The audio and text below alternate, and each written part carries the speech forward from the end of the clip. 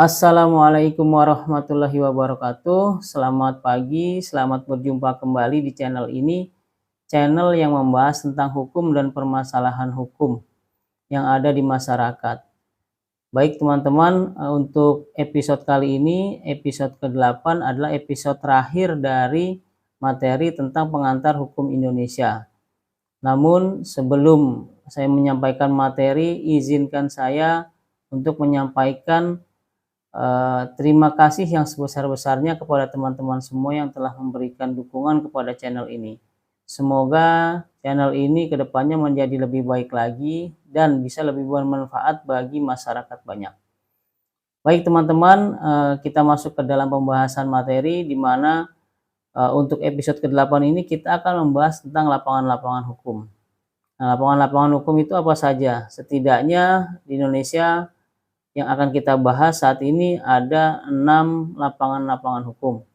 Yang pertama adalah hukum tata negara, yang kedua adalah hukum tata usaha negara, yang ketiga adalah hukum perdata, yang keempat adalah hukum dagang, yang kelima adalah hukum acara, dan keenam adalah hukum pidana. Seperti itu. Baik teman-teman, kita coba uraikan satu persatu lapangan-lapangan hukum tersebut. Yang pertama adalah hukum tata negara. Hukum tata negara adalah hukum yang mengatur tentang organisasi atau lembaga dan tatanan negara. Yang kedua adalah hukum tata usaha negara, adalah hukum yang mengatur tentang penguasa atau pemerintah dalam menjalankan fungsi dan tugasnya. Yang ketiga adalah hukum perdata. Hukum perdata ini adalah hukum yang mengatur tentang hak dan kewajiban antara seseorang dengan orang lainnya, atau antara seseorang dengan badan hukum, atau antara badan hukum dengan badan hukum lainnya. Yang keempat adalah hukum dagang. Hukum dagang adalah hukum yang mengatur tentang perniagaan atau perdagangan. Yang kelima adalah hukum pidana. Hukum pidana adalah aturan hukum yang mengatur tentang tindakan pidana atau hukuman badan. Dan yang keenam adalah hukum acara, yaitu aturan hukum yang mengatur bagaimana cara mempertahankan atau menjalankan atau menegakkan hukum material. Nah, hukum tata negara sendiri adalah kumpulan peraturan yang mengatur tentang organisasi negara, lembaga negara, hubungan kekuasaan dengan lembaga lain, dan hubungan negara dengan warga negara. Objek hukum dari tata negara ini adalah negara itu sendiri. Dan sumber hukum tata negara Indonesia ada dua, yaitu material dan formil. Yang pertama, material adalah terbagi menjadi dua lagi, yaitu Proklamasi Kemerdekaan Republik Indonesia. Proklamasi Kemerdekaan Republik Indonesia merupakan dasar hukum material, di mana dengan diproklamasikannya kemerdekaan Indonesia, maka berdirilah suatu negara baru yang bernama Negara Republik Indonesia. Inilah dasar hukum dari berdirinya Negara Republik Indonesia. Selain itu, sumber hukum tata negara Indonesia terkait dengan material adalah Pancasila, di mana itu merupakan dasar-dasar negara kita. Nah, selanjutnya sumber hukum tata negara Indonesia adalah berdasarkan secara formal, di mana sumbernya adalah dari ketetapan Majelis Permusyawaratan Rakyat Sementara atau MPRS nomor 20/MPRS/1966 tentang Memorandum DPR-GR atau Dewan Perwakilan Rakyat Gotong Royong mengenai sumber tertib hukum Republik Indonesia dan tata urutan peraturan perundangan Republik Indonesia. Ini diterbitkan di tahun 1966 dan kemudian diubah dengan ketetapan MPR nomor 3/MPR/2000 tentang sumber hukum dan tata urutan peraturan perundang-undangan. Junto ketetapan MPR atau TAP MPR nomor 5/MPR/1973 tentang peninjauan produk-produk yang berupa ketetapan Majelis Permusyawaratan Rakyat Sementara Republik Indonesia. Nah, berdasarkan TAP MPRS nomor 20 garing MPRS garing 1966 ini yang telah diubah dengan tadi ada TAP MPR nomor 3 MPR 2000 dan juga TAP MPR nomor 5 tahun 1903, yaitu yang terdiri dari tata urutannya yang pertama adalah Undang-Undang Dasar 1945. Kemudian yang kedua adalah ketetapan Majelis Permusyawaratan Rakyat Republik Indonesia atau MPR, TAP MPR. Yang ketiga tata urutannya adalah undang-undang. Selanjutnya di bawah undang-undang ada peraturan pemerintah pengganti undang-undang atau Perpu. Pada dasarnya Perpu ini merupakan setingkat atau selevel dengan undang-undang. Namun penggunaannya hanya digunakan pada saat negara dalam kondisi darurat. Setelah itu di bawah undang-undang dan Perpu ada peraturan pemerintah, dan di bawahnya lagi ada keputusan presiden, terakhir ada peraturan daerah. Berdasarkan tata urutan peraturan perundang-undangan menurut TAP MPR nomor 3 garing MPR 2000 tentang sumber hukum dan tata urutan peraturan perundang-undangan adalah seperti berikut. Yang ada 5, ada 4, yaitu yang pertama adalah norma dasar negara, yang kedua hukum atau peraturan dasar, yang ketiga peraturan formal, dan yang keempat adalah peraturan-peraturan pelaksana. Yang pertama terkait dengan norma dasar negara adalah Pancasila dan pembukaan Undang-Undang Dasar 1945. Yang kedua, hukum atau peraturan dasarnya ada di dalam batang tubuh Undang-Undang Dasar 1945 dan ketetapan MPR. Yang ketiga, peraturan formal, yaitu ada di dalam undang-undang dan peraturan pemerintah pengganti undang-undang atau Perpu. Nah, selanjutnya ada peraturan turunannya, yaitu peraturan-peraturan pelaksana.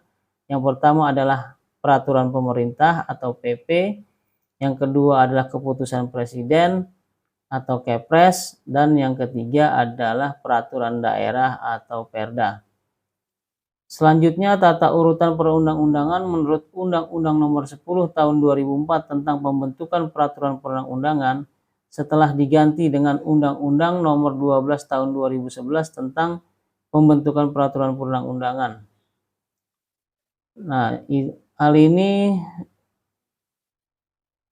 terdiri dari pertama adalah lembaga negara. Lembaga negara itu lembaga yang dibentuk berdasarkan Undang-Undang Dasar 1945. Kita coba bandingkan antara lembaga negara sebelum amandemen Undang-Undang Dasar 1945 dengan lembaga negara setelah amandemen Undang-Undang Dasar 1945. Yang pasti perubahannya adalah bahwa di dalam Undang-Undang Dasar 1945 sebelum amandemen ada lembaga tertinggi negara yang disebut dengan Majelis Permusyawaratan Rakyat atau MPR. Hal ini berdasarkan pasal 2 dan pasal 3 Undang-Undang Dasar 1945. Namun setelah diamandemen tidak ada lagi lembaga tertinggi negara, yang ada adalah lembaga tinggi negara. Semua lembaga negara sama levelnya atau tarafnya. Lembaga negara sebelum amandemen 1945 adalah lembaga tertinggi negara tadi, yaitu MPR, dan lembaga tinggi negara. Lembaga tinggi negara ini terdiri dari presiden yang diatur di dalam pasal 4 sampai dengan 15 Undang-Undang Dasar 1945. Selanjutnya ada juga Dewan Pertimbangan Agung atau DPA, diatur di dalam pasal 16. Ada juga Dewan Perwakilan Rakyat atau DPR yang diatur di dalam pasal 19 sampai dengan 22. Selanjutnya ada Badan Pemeriksa Keuangan atau BPK, diatur di dalam pasal 23, dan ada juga Mahkamah Agung atau MA yang diatur di dalam pasal 24 dan 25. Namun setelah diamandemen, maka seperti yang sudah saya sampaikan tadi di depan, bahwa sudah tidak ada lagi lembaga tertinggi negara, yang ada hanya lembaga tinggi negara. Di mana lembaga tinggi negara ini yang sebelumnya MPR adalah lembaga tertinggi negara, namun setelah diamandemen MPR menjadi sama seperti lembaga-lembaga lainnya, yaitu lembaga tinggi negara. Hal ini terkait dengan MPR diatur di dalam bab 2 pasal 2 sampai dengan pasal 3 Undang-Undang Dasar 1945 yang sudah diamandemen. Selanjutnya, lembaga negara atau lembaga tinggi negara setelah Majelis Permusyawaratan Rakyat adalah Presiden dan Wakil Presiden. Hal ini diatur di dalam bab 3 pasal 4 sampai dengan pasal 16. Selanjutnya, ada juga Dewan Perwakilan Rakyat atau DPR. Hal ini diatur di dalam bab 7 pasal 19 sampai dengan 22B. Selanjutnya, ada Dewan Perwakilan Daerah atau DPD, diatur di dalam bab 7A pasal 22C sampai dengan pasal 22D. Yang selanjutnya ada Badan Pemeriksa Keuangan atau BPK, diatur di dalam bab 8A pasal 22E sampai dengan pasal 23G. Selanjutnya ada Mahkamah Agung atau MA, diatur di dalam bab 9 pasal 24 sampai dengan pasal 24A. Dan yang ketujuh ada Mahkamah Konstitusi atau MK, diatur di dalam bab 9 pasal 24B, dan terakhir adalah ada Lembaga Komisi Yudisial atau KY yang diatur di dalam bab 9 pasal 24C.